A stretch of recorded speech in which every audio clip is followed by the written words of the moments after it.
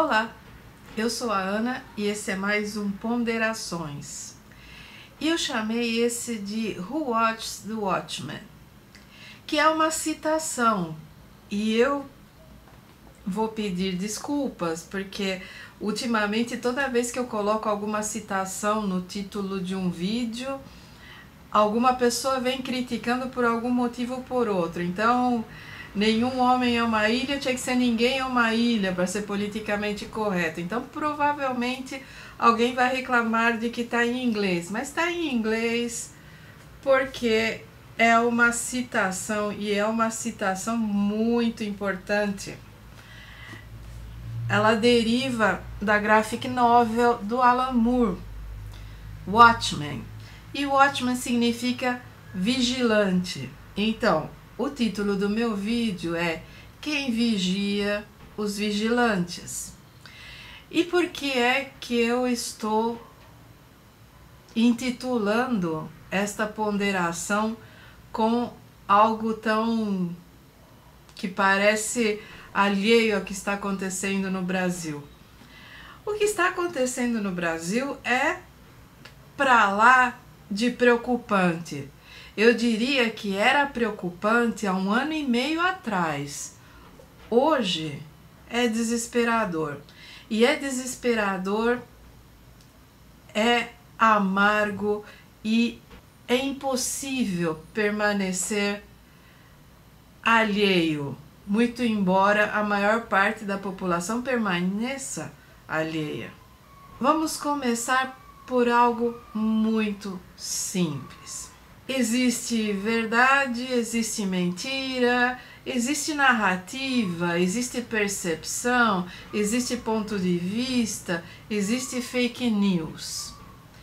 E em meio a essa pós-modernidade do discurso, em meio a essa colocação que parece possibilitar que cada cidadão escolha a sua verdade ou a sua narrativa de acordo com o que lhe convém, nós estamos em um momento em que a civilização não tem um patamar comum. E não é só as asneiras mesmo, como a terra plana, o nazismo de esquerda, vacinas causam autismo, o homem não foi à lua, é tudo uma conspiração.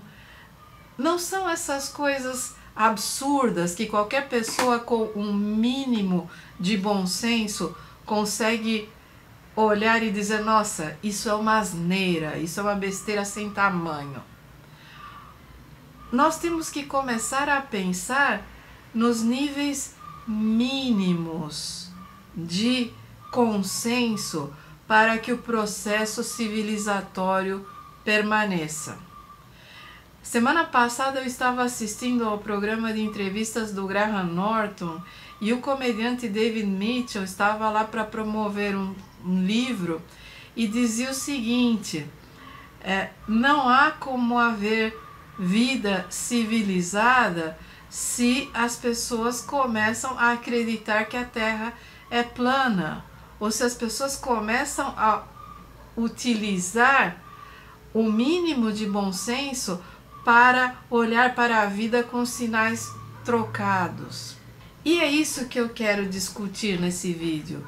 Talvez ele seja mais curto e talvez ele seja mais grosso do que o habitual, mas é necessário que a gente comece a pensar, principalmente nós da esquerda, porque nós não temos qualquer coesão nesse momento. Há uma briga imensa em vários setores da esquerda. A nossa única sorte é que a direita também não se entende, mas a esquerda está toda dividida por causa de eleições que vão ser daqui a 2 anos, daqui a 3 anos, ou no final desse ano, ou seja lá quando. Enquanto isso, no Congresso estão desmontando o nosso país e no Planalto estão fazendo coisa pior ainda. E a esquerda passa a vida na internet repostando barbaridades. O governo joga a isca colocam daqueles lombrosianos para falar uma asneira qualquer e a esquerda corre todinha para repostar. Não aprenderam nada. A maior parte dos meus amigos no Facebook ajudou a eleger o Bolsonaro, porque passaram 2 anos denunciando o Bolsonaro sem perceber que o algoritmo da rede social fazia com que cada denúncia aumentasse a popularidade do Bolsonaro. O camarada tem 1000 amigos no Facebook. Ele desses 1000 vai ter 200 que concordam com ele. Os outros 800, quando ele publica um vídeo do Bolsonaro falando merda, vão adorar. E vão repostar e vão multiplicar isso. E é ele quem está dando origem. É esse meu amigo. E eram muitos dos meus amigos que passaram 1 ano e meio, 2 anos fazendo propaganda de graça para o Bolsonaro. E são as mesmas pessoas que hoje reagem, feito cachorro louco, a cada barbaridade que os integrantes desse governo colocam na rede social. E enquanto isso, e não é que é cortina de fumaça, não é que é uma coisa deliberada milimetricamente ou um plano maligno, até de alguns integrantes do governo mas não é de todo mundo. A questão é, a esquerda só reage, ela não age. E essa semana, de ontem para hoje, é que houve o momento mais medonho de todo esse período, se é que se pode dizer. Porque eu não estou nem falando do ponto de vista concreto, porque para mim os momentos mais medonhos são as vidas de inocentes que têm sido sacrificadas ou por bala perdida ou por violência do Estado, de uma maneira ou de outra, seja permitindo que uma mineradora ferre com uma região e numa barragem que se rompe mate centenas de pessoas, ou seja, colocando uma arma na mão de um débil mental e permitindo que ele reprima uma manifestação legítima armado, ou que mande para uma favela ou para uma comunidade ou para um bairro um bando de gente sem cérebro, armada, que vai atirar e não vai se importar com a população civil que está lá. Todas essas violências do Estado são os piores momentos. Mas agora nós chegamos no pior momento simbólico. E a violência simbólica é o momento em que se diz aqui veio. Eu vi alguns cartunistas reagindo, dizendo que o secretário da Cultura caiu não porque fosse nazista, mas porque não foi discreto. E eu tendo a concordar. Eu tendo a concordar porque nós já avisamos, e esse é o momento em que eu vou encher a boca e falar. Nós avisamos, nós passamos meses e meses e meses avisando, implorando, fazendo campanha contra, dizendo o que ia acontecer se esse infeliz ganhasse a eleição. E tá aí, o camarada faz um vídeo macaqueando Goebbels. E eu estou dizendo macaqueando porque é isso mesmo que aconteceu. O cara montou um cenário similar ao dos pronunciamentos do Goebbels, colocou Wagner de trilha sonora e estabeleceu um projeto de cultura e de arte que é tipicamente nazista. E não houve ninguém no ministério que dissesse isso não pode. Porque nesse governo, assim como na sociedade hoje em dia, cada um faz o que quer, cada um tem a sua própria verdade, cada um tem o seu próprio discurso, sua própria narrativa e pensa que tem o direito de impor essa narrativa, esse discurso ao resto da sociedade. É impossível a gente viver em uma sociedade em que todo mundo não fala coisa com coisa e está todo mundo certo. Em algum lugar tem que existir um parâmetro civilizatório. E o parâmetro civilizatório é que o nazismo foi um absurdo, foi um crime contra a humanidade. E um crime contra a humanidade não se justifica, não se defende, não se cultua, não se relativiza e não se tenta repetir. Então não basta cair o secretário, essa política para a arte e para a cultura tem que cair também, porque não tem absolutamente nada em comum com a nossa sociedade, porque é nazista, e se é nazista, em outros países o sujeito estaria preso.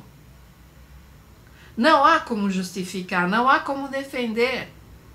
E não há como dizer que esse é o ponto de vista dele, que ele tem o direito de ter esse ponto de vista. Gente, é nazismo puro. É algo que vai combater a arte degenerada, e por degenerado entenda não branco, porque é isso que quer dizer. Todas as manifestações culturais que não sejam brancas vão ser combatidas. Todas as manifestações intelectuais, culturais e artísticas que não sejam de extremíssima direita vão ser combatidas. E isso é inaceitável. E a questão é, qual é o ponto de inflexão? Até que ponto se deve aguentar uma barbaridade dessas? Até que ponto a civilização tem que ser esgarçada até que vire um completo caos? E vai virar se continuar dessa maneira. Nesse momento, eu estou furiosa com as lideranças de esquerda, mas estou furiosa mesmo. Se alguém vier me pedir voto esse ano ou em 22, eu vou perder a compostura. Porque é um absurdo ficar se preocupando, achar que a eleição resolve. O país, toda a rede de seguridade social está sendo desmontada. Está se falando em privatizar os Correios, a Casa da Moeda. Está se falando em impor um projeto educacional com livros didáticos que sejam mais fracos ainda que essas apostilas do ensino privado. O que vai sobrar enquanto vocês se preocupam com as eleições? Até que ponto a civilização sobrevive quando não há um consenso ou um patamar mínimo aceitável? Quem é que vigia os vigilantes? Quem é que vigia essas pessoas que se atribuem a verdade do mundo e saem por aí dando porrada nos outros? Quem é que vigia as forças do Estado que hoje pensam que tudo é possível só porque esse infeliz ganhou a eleição? Nesse momento, discutindo aqui em casa o que se pode fazer, a única coisa que eu penso que um cidadão anônimo como eu, ou como a maior parte de vocês que me assistem pode fazer, é solicitar à Anistia Internacional e aos órgãos de direitos humanos que proponha um boicote ao Brasil dos mesmos modos que foi feito à África do Sul na época do Apartheid. Porque só assim vai haver algum tipo de reação desse bando de gente inerte que não acordou ainda para o que está acontecendo. Quer dizer, imagine um momento em que o Brasil não puder participar de uma... A Copa do Mundo eu nem vou falar porque a FIFA é assim com qualquer ditadura ou qualquer barbárie que acontecer. A FIFA não conta. Mas imagine uma Olimpíada. Imagine um campeonato internacional qualquer. Imagina que você tem um tenista brasileiro ou alguém... Eu estou pensando, não estou pensando nos esportes mais... porque esses não têm apoio mesmo. Mas imagine um esporte desses de elite, como o tênis, polo, hipismo, essas coisas em que a pessoa tem que ter grana, o automobilismo, por exemplo, em que não se possa colocar uma bandeira brasileira no pódio, em que o atleta tenha que concorrer com a bandeira olímpica, porque havendo um boicote, ou os atletas brasileiros abrem mão da bandeira ou eles não vão poder participar. Imaginem vocês. Porque é aquela coisa, esse governo não se importa com boicote à produção cultural. Pelo contrário, eles adorariam que a produção cultural do Brasil fosse boicotada para que eles pudessem impor a produção deles. A única chance que os nossos cineastas e os nossos artistas têm hoje é de emplacar internacionalmente, porque aqui o governo não está dando apoio algum, não está, ao contrário, está dificultando.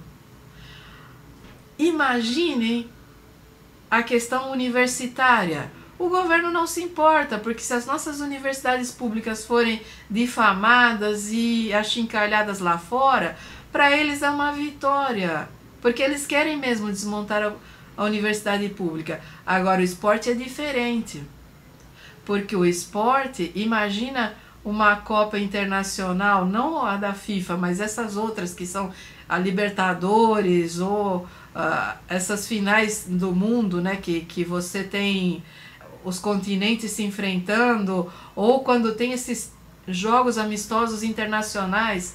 Imagine o Brasil sendo boicotado, imagine os atletas não podendo entrar com a camisa canarinho, ou os times brasileiros não sendo chamados para participar desses campeonatos. Aí é que a coisa vai pegar. E é por aí que se começa um boicote, porque a questão dos direitos humanos para esse governo não conta. A gente tem uma ministra lá que está dizendo que vai acabar com a gravidez adolescente pregando abstinência.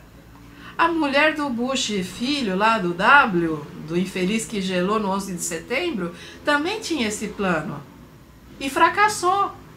Os níveis de gravidez adolescente dispararam nos Estados Unidos, quando foi negado o acesso à informação e à contracepção. Quer dizer, o Brasil já está no alçapão do poço, com o desemprego, o fechamento de indústrias, a uberização, a pejotização, o SUS sendo desmontado, e a infeliz ainda quer negar informação aos adolescentes, negar contracepção e pregar abstinência, como se fosse possível em algum lugar do mundo. Olha, é isso. Quem vigia os vigilantes? Quem vigia esse bando de gente maluca que está se arrogando o direito de mandar no mundo? Que quer impor esse projeto de extrema direita, que quer impor o neoliberalismo até o ponto de destruição da sociedade. E aí, quando a sociedade for destruída e não houver o que fazer com as multidões de pessoas que estarão fora do sistema, eles já estão prontos para o genocídio. E é isso que está acontecendo com esse governo. É isso que acontece quando você elege alguém que defende um torturador. Mas é o que temos.